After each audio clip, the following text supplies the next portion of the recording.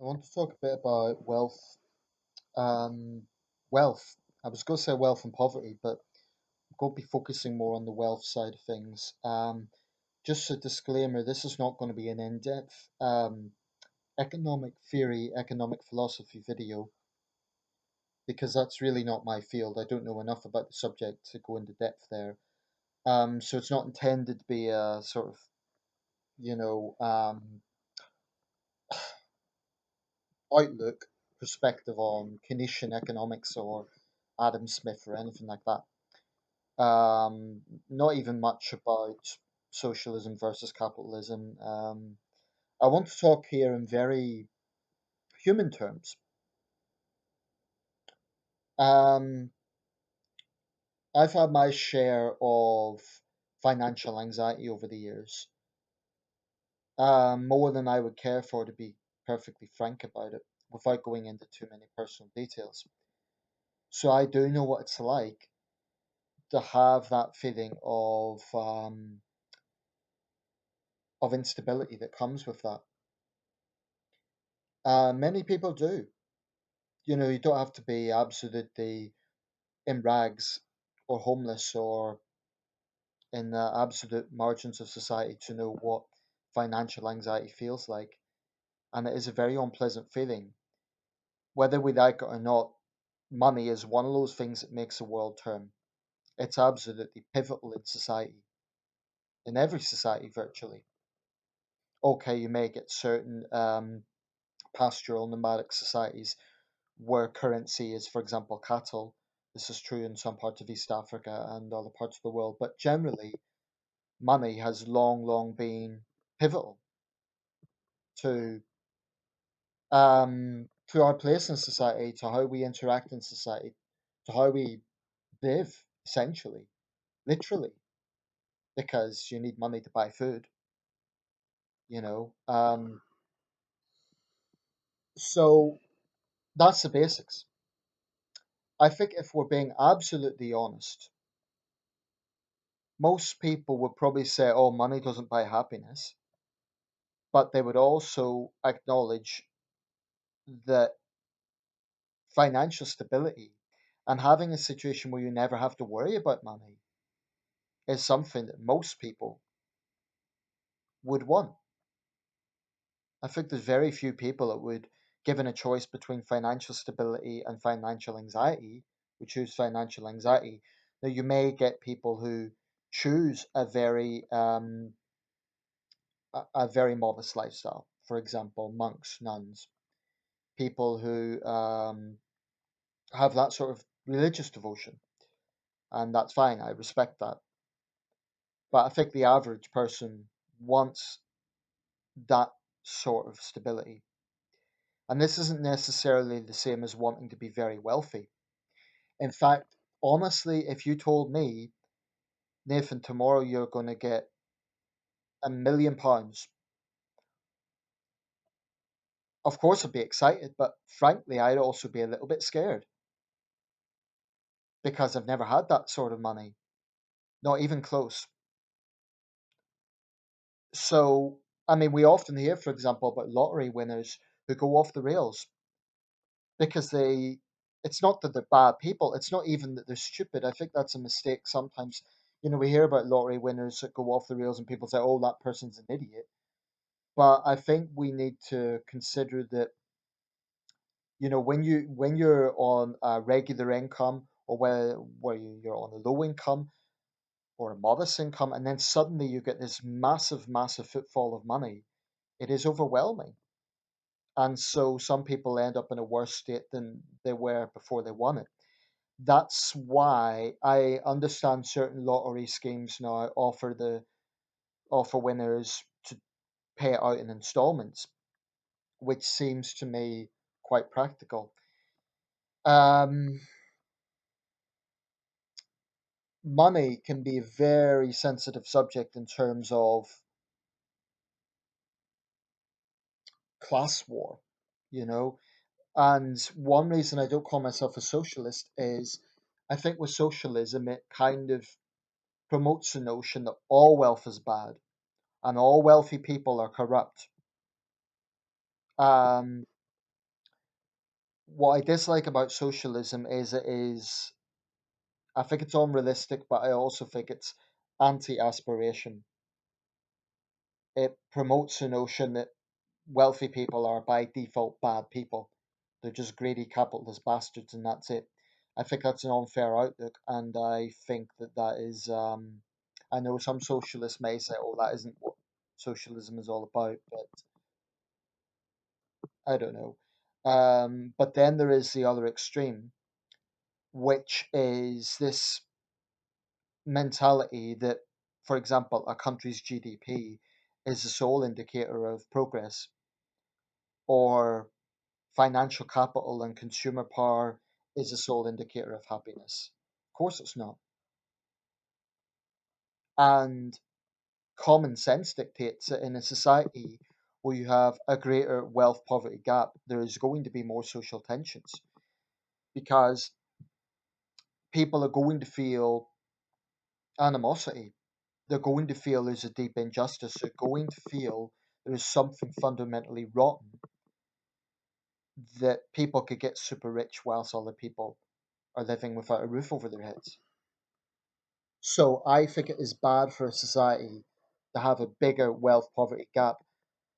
Like I said at the start of the video, I'm not going to get in depth into theories. I don't pretend to have all the ideas. I certainly don't. I know I need to educate myself on this. You know, I'm ignorant about a lot of this. I freely say that. I need to inform myself about a lot of these issues. These are just some basic thoughts that I have. So, where I would maybe be sympathetic to socialism, since I did mention it, is that it does have a basic sense of compassion insofar as it's not a survival of the fittest mentality. For all the faults it has, I don't think it can be accused of that. I think sometimes conservatism can. When I look at Boris Johnson and Jeremy Hunt, and I haven't commented in great detail about either candidate, there's things I find appealing about both actually, although I've never voted Tory in my life. Hunt talks a lot about aspiration, and that's great. I do think there is a place for that. I think it is good for perhaps for an economy. I think boosting small business is definitely a good thing. But I haven't heard him talk once about what his plan would be to help the absolute most vulnerable in society. I do not believe that the Conservative Party have the most vulnerable in society at heart.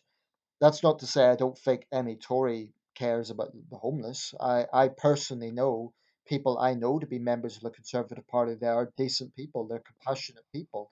They have done work helping the homeless. I mean, I know these people on a personal level. But the party, I do not think it has the most vulnerable in society at heart. That's my gut feeling. That's not the same as saying, oh, they're only for the rich, although sometimes I think they've still got a long way to go to show that that isn't what they're about. This is why I find the third way so attractive, where an approach whereby you're not anti-business, you're not anti-wealth creation, you're not anti-aspiration, but you're also not so pro-capitalism or so pro-capital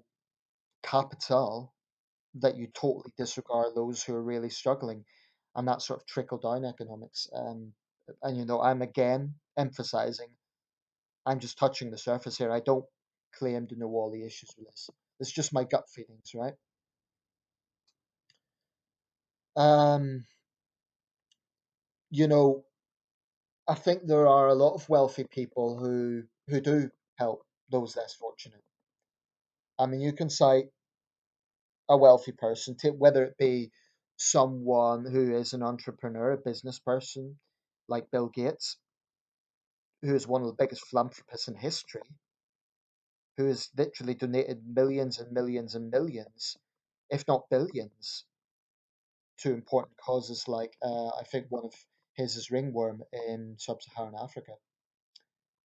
Um, then you get someone like Elton John, again, incredibly wealthy man, but He's done a lot of work, or he's put a lot of money towards AIDS research.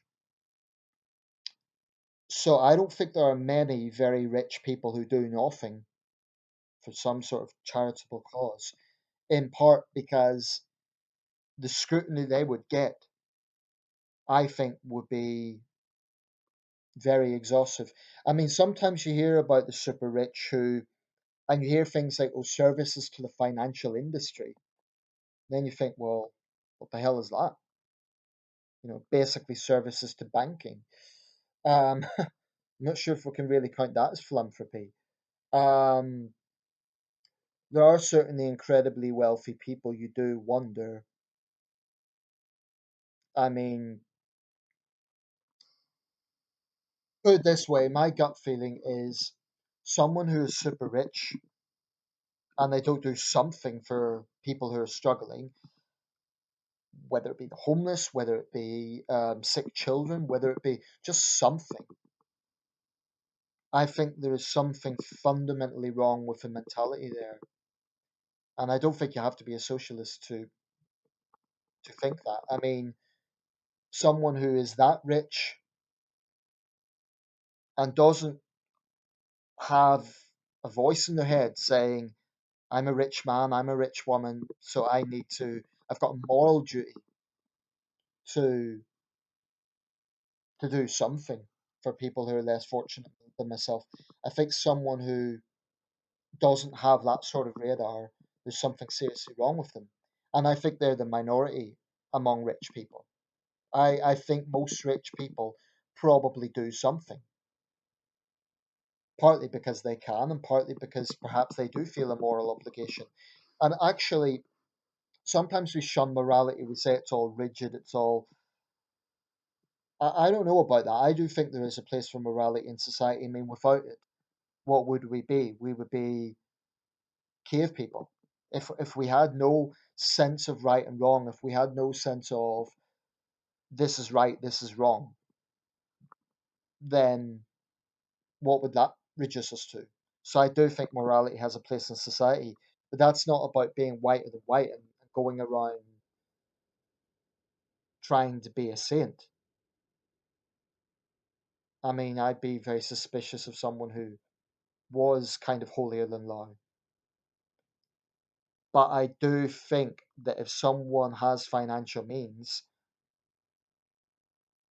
ultimately it is their money, particularly if they've worked for it. But and they would maybe argue, well, we're heavily taxed. Then there's a whole debate about taxation and what sort of threshold that should be. But there is something fundamental about if you are comfortable in life, you have a human obligation to do something for people who are less fortunate. I don't think it's a case of like ticking boxes or, having to prove something. But to me, it's just a fundamental thing. Um, the truth is, there's also a genuine public interest in the super rich. I mean, you just have to look at YouTube videos on the richest people in history, the Rockefellers, the Carnegies, incidentally, there's a Carnegie funded library 10 minutes from where I live. So history's a great philanthropist. Their influence can be seen everywhere. The Rothschilds, the Vanderbilts, the Astors, the super, super rich. There's a genuine public interest in that, their lifestyles, how they got their money, how they live. Interestingly, some of the richest people, take Zuckerberg for example. Mark Zuckerberg, he doesn't live a particularly lavish lifestyle. He's comfortable, but he doesn't live the sort of stereotypical lifestyle of a very, very rich man, which he undoubtedly is. Um, so I find that interesting that sometimes the super rich aren't necessarily the stereotype of what the super rich might be. But ultimately, I think a lot of this just comes down to basic human nature. the haves and the have-nots. Um, Personally speaking, I want financial stability. I'd like to be a lot more financially stable than I am. I'd love to be well off. I'd love to be in a situation where I never worry about money. Would I like to be super rich? Honestly, I don't think I would. And the reason is not that I don't want the financial stability that would come with that. The reason is I think it would be quite lonely. I honestly think being a multi-billionaire would be rather lonely. I mean, you'd never worry about money, no matter how much tax you were paying. You'd never worry about money, but you might worry, who can I trust? Are the people around me, are they only my friends because of this wealth? And I think that's actually a trap that the rich might sometimes feel. So I'm going to round this up. I didn't want to get into deep economic theory. That wasn't the intention with this video. I'd like to educate myself more on these issues because it's integral to politics and I'm pretty political, and yet I don't feel I know enough about economics as I should. I'm being totally candid about that. That's why I don't say I'm anti wealth and I don't say I'm totally 100% against socialism either. Because if I did, if I had either of those positions and then I took a political position, economics and politics are inevitably very closely tied. So, yeah, I'd like to just educate myself a bit more and then reach my ideology on that. But as a basic premise, my instinct would be there's nothing wrong with aspiration. There's nothing wrong with wanting to be wealthy, with wanting to have a comfortable lifestyle, with wanting materialism. I mean, hell, there's a lot of things I collect. So I guess if I'm being totally honest, I'm materialistic to an extent. You know, I have a massive DVD collection for about 800 DVDs. I have lots of books. So in that sense, I'm kind of materialistic. So be it. That's the truth. Um, and I don't think there's anything wrong with that. So I really don't think there's anything wrong with aspiration and living the comforts of wealth if you've worked hard for it, if you've been honest, if you haven't exploited anyone. But wealthy people who get the wealth from exploitation, I think that's absolutely despicable. So whether it be a business person who's ripped off staff, who's exploited staff, who has got to their position on the backs of others, which is why the transatlantic slave trade was so evil. But not to get into not to muddy the waters with that. But you can see it today. I mean, we think of the transatlantic slave trade, but there's more slaves in the world today, and there's exploitation in the day that today that's absolutely sickening. There are wealthy people out there who really don't have a moral compass of I'm a wealthy man, I'm a wealthy woman. How can I make life a little bit easier for those who are struggling? And I think sometimes there's this mentality of, oh well, kind of a superiority sense that, well, I'm wealthy because I've worked hard. Poor people are lazy. And sometimes you see this from conservative circles, and that gets into survival of the fittest mentality.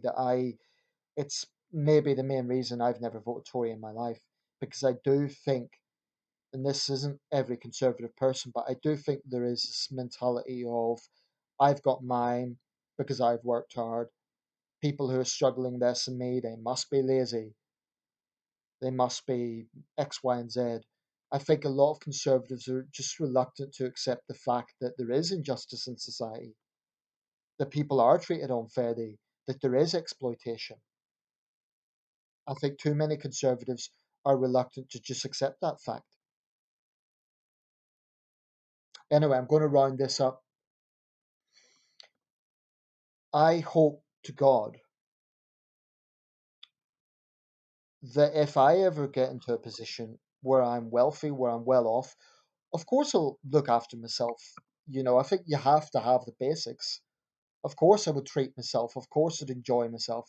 Of course I would sort out my affairs first. But when I had that stability, I hope to God I was true to myself and I would help those less fortunate. Yesterday I walked past a homeless guy. I bought him a cold drink because obviously in this hot weather, I feel that's the least I can do, and I'm by no means well off myself. So I hope I would have a sense of just decency when I'm at that level. It's not about being a saint, it's not about being righteous, it's just about humanity. Let me know your thoughts.